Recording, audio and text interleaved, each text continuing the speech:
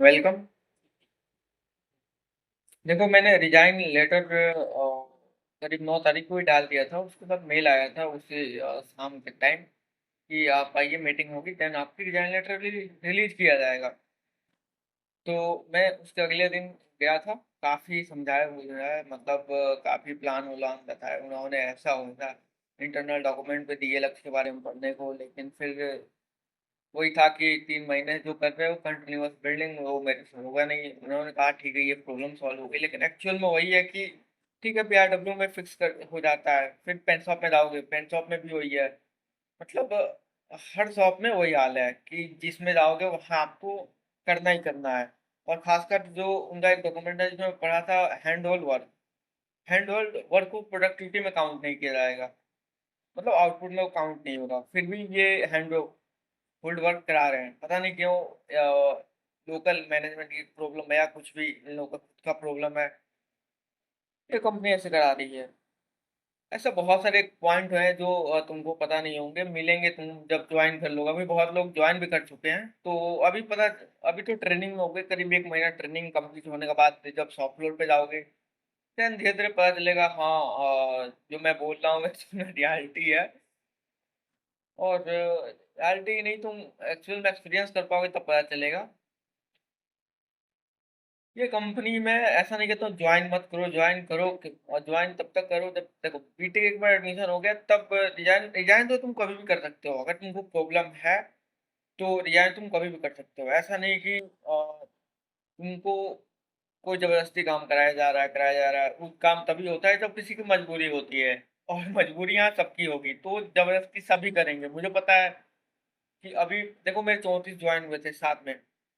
34 में से मैं अकेला छोड़ा हूँ, क्योंकि मैं घर में छोटा हूँ, मेरे को कोई मतलब नहीं है कि जॉब कंटिन्यू, मेरे से जबरदस्ती जॉब होगा ही नहीं। मतलब कोई भी काम हो जबरदस्ती होगा नहीं।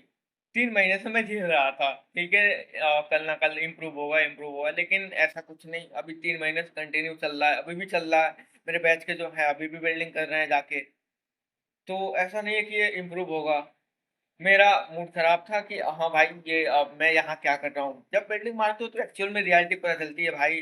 डिप्लोमा किया, अच्छे मार्क्स से पास आउट किए, देन काफी पढ़ाई के बाद मैं यही करने के लिए यहाँ पे आया था। क्या मतलब है इसका, मैं दूसरा ही जॉब कर लूंगा, भले मैं प्रोडक्शन में रहूँ, लेकिन ऐसा तो जॉब नहीं करने वाला हूँ। हालांकि रिजाइन के बाद से मैं दूसरी कंपनी में भी ट्राई किया, बहुत मेल वूल आए इंटरव्यू देने के, लेकिन मैं खुद नहीं जा रहा हूँ अभी, क्योंकि यार मूड ऐसा बिगड़ चुका है कि दूसरे जगह भी जाके इंटरव्यू देना पॉसिबल नहीं हो रहा मेरे से। अभी भी लखनऊ में ही हूँ और करीब 8-10 दिन से यहीं पे हूँ। अभी तक मैं ये छोड़ा नहीं हूँ।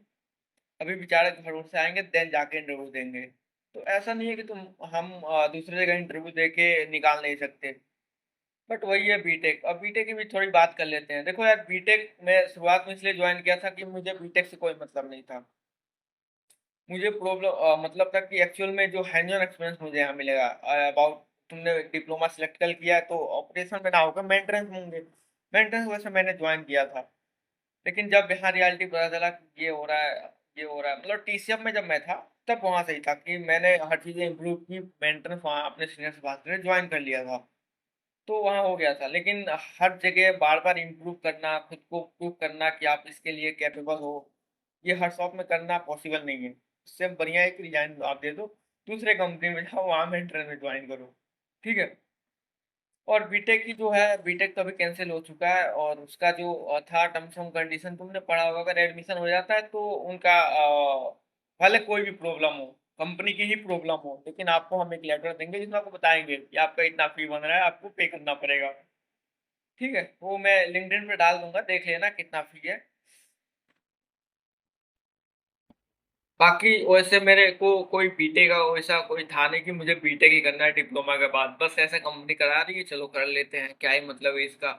इसका वैल्यू भी उतना खास नहीं होने वाला है, क्योंकि तुम गवर्नमेंट सेक्टर में जाने पे देखोगे कि वहाँ फुल टाइम मांगता है, ना कि विल्प की डिग्री कहीं मेंशन है, भले यूजीसी अप्रूव्ड है तो क्या, यूजीसी या आई एआईसीटीसी अप्रूव्ड होने से मतलब नहीं होता, वहाँ डायरेक्ट लिखे तब फुल टाइम। और फुल टाइम के साथ साथ तुमको एक देखोगे स्पेसिफिक ब्रांच में लिखता है, मैकेनिकल, इलेक्ट्रिकल, इलेक्ट्रॉनिक्स, इंस्ट्रूमेंटेशन, ऐसा कुछ।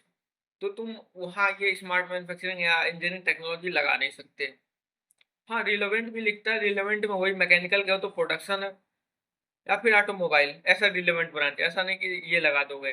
तो ये एक प्रॉब्लम थी और बहुत वीडियो मैंने डाला तो मैं बोल रहा भाई तुम शुरुआत में देखो भाई जब धीरे-धीरे तुम चीज़ें एक्सपीरियंस करोगे तब तुमको पता चलेगा कि हाँ, गलत हो रहा है। गलत होने के बाद ही तुम रिज़ाइन करोगे। ऐसा नहीं कि तुम उठे एक दिन रिज़ाइन कर दिए। मैंने इससे पहले अपने सीनियर को भी मेल किया, अपने एचआर को भी मेल किया, ये यहाँ सॉफ्टवेयर प्रॉब्लम है, मेरा डिपार्टमेंट रोटेट कर दीजिए। लेकिन अब वही है कि तुम एक बैच में जॉइन हो रहे हो, तो सीनियर का यही कहना रहेगा या फिर तुम्हारे मेंटर का, तुम एक बैच में जॉइन हुए हो, तो हम तुमको ऐसे डिपार्टमेंट रोटेट नहीं कर सकते हैं। जो हमारे प्रोग्राम है उन्हीं के अनुसार तुमको भी चलना होगा। तुमको कोई स्पेशल यहाँ हो नहीं कि हम कुछ और तुमको कराएँ।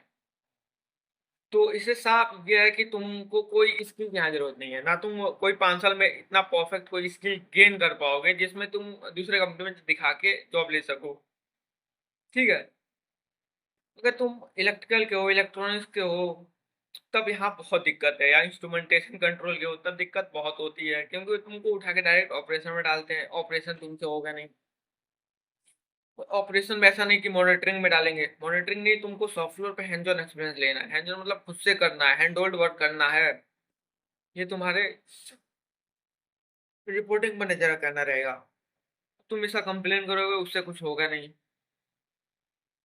तो इस डायरेक्ट तुम अपॉइंटमेंट लेटर पढ़ोगे तो उसमें कुछ क्लॉज है कि आपको कंपनी के बिजनेस को रन करने के लिए किसी भी प्रकार का वर्क दिया जा सकता है। मतलब आप एक प्रकार से मल्टीटास्किंग लेबर बनोगे 5 साल तक।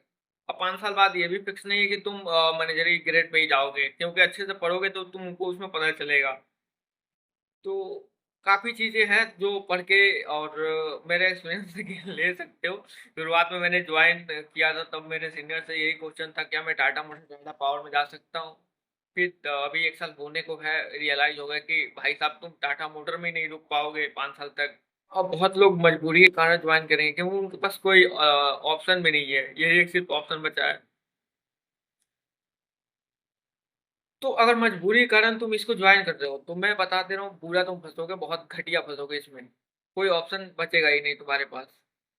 इससे बढ़िया किसी दूसरे कंपनी में प्रोडक्शन में भी जॉब लगना बहुत आसान है और मशीन खासकर ऑपरेटिंग में। ऑपरेटिंग में तुम्हारा जॉब किसी भी कंपनी में लग जाता है क्योंकि कंपनी इस समय पैसा थोड़ा कम देगी, लेकिन उसमें ऐसा नहीं है कि तुम एक में फँसे हुए हो, कि 5 साल का तुम्हारा बॉन्ड ही है। तुम वहाँ ऑपरेटिंग में जॉब करोगे, पैसे कमाओगे, छोड़ के जा सकते हो। तो ऐसा है ऑपरेटिंग में जॉब लगना इसमें बहुत आसान है, ठीक है? बाकी देखना अपना करियर है यार, खुद की चॉइस है, अपने अनुसार ही सिलेक्ट करके जॉइन करना।